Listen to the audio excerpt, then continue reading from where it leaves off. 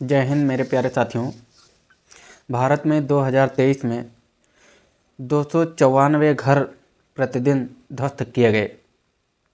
एक हालिया रिपोर्ट में housing and land right network HLRN ने स्पष्ट आंकड़ों का खुलासा किया और वर्तमान स्थिति पर प्रकाश डाला है, जिसके परिणाम स्वरूप वर्ष 2022 और 23 के दौरान भारत में जबरन बेदखली हुई है। भारत में जबरन बेदखली 2022-23 शीर्षक से HLRN की रिपोर्ट से पता चलता है कि इस 2 साल की अवधि के भीतर 1.5 लाख कहें तो 1.5 लाख घर विभिन्न स्तरों, केंद्रीय और स्थानीय राज्य अधिकारियों द्वारा विध्वंस किए शिकार हुए।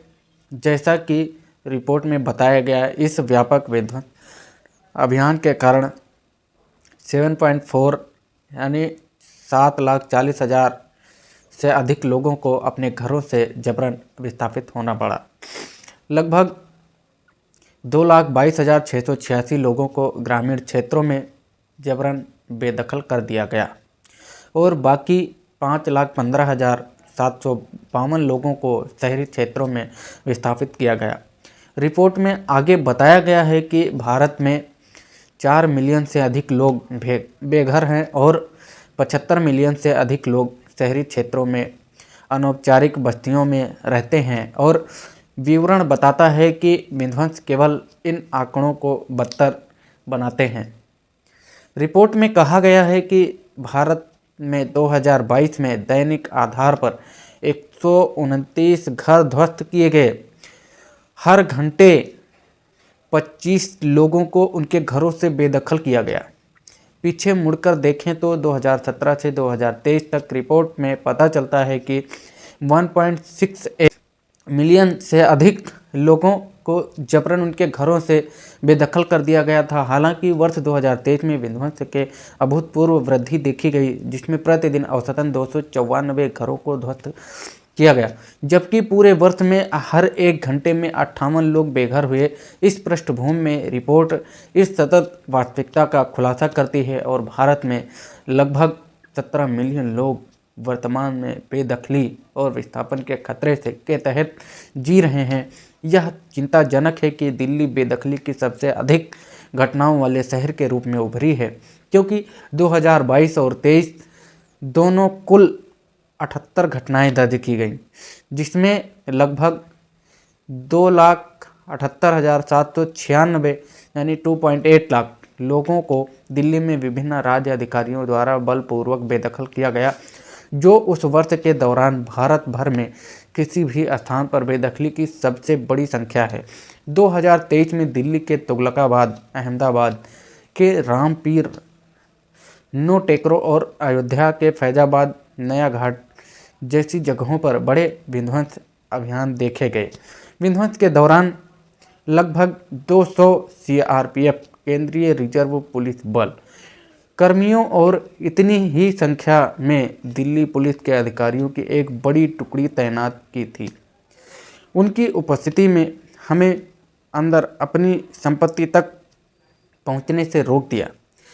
मामले को और भी बेहतर बनाने के लिए उन्होंने हमारे पास मौजूद टिन की छतों को जब्त कर लिया और उन्हें एक ट्रक पर लाद दिया, जबकि विध्वंस अभी भी जारी था। रिपोर्ट में उस महिला पर प्रकाश डाला गया जिसे 2023 में दिल्ली के नानकपुरा में एक अतिक्रमण हटाओ अभियान के दौरान उसके घर से बेदखल कर दिया गया था। दिलचस्प बात है कि रिपोर्ट में उल्लेख किया गया है कि विध्वंस उचित प्रक्रिया के साथ नहीं किया गया था। इस वर्ष एमनेस्टी इंटरनेशनल की एक रिपोर्ट थी, इस बात का उल्लेख किया गया, जबकि उचित प्रक्रियाओं को पूरा करने के बाद विध्वंस शायद कभी किया जाता था और ध्वस्त करने और बेदखल करने के मौजूदा भारतीय प्रावधान अंतर्राष्ट्रीय मानवाधिकार मानकों को पूरा नहीं करते हैं।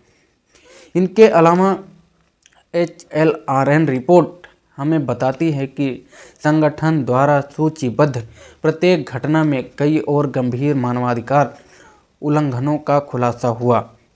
विध्वंस अभियान कई मामलों में उच्च स्तर की क्रूरता दिखाते हैं जो पहले के दिनों में नहीं देखी गई है। इनमें से प्रत्येक उदाहरण में हाशिए पर रहने वाले समूह सबसे खराब और सबसे अधिक प्रभावित थे। उपलब्ध आंकड़ों के अनुसार 2023 में कम से कम 36% और 2022 में 27% बेदखली ने धार्मिक अल्पसंख्यकों, अनुचित जनजातियों, अनुसूचित जातियों, अन्य पिछड़े वर्गों जैसे ऐतिहासिक रूप से हाशिए पर रहने वाले समूहों से संबंधित लोगों को प्रभावित किया। इतना ही नहीं और बहुत सारी घटनाएं मेरे सामने आई जिसमें लोगों को परेशान किया गया, उनके घर को ढकेल दिया गया, बेवजह उनके घरों को गिराया गया। सरकारी अधिकारी सब शामिल थे पूरी तरह से। इस तरह की घटनाएं अब आम हो चली हैं। जय हिंद, जय भारत मेरे प्यारे साथियों।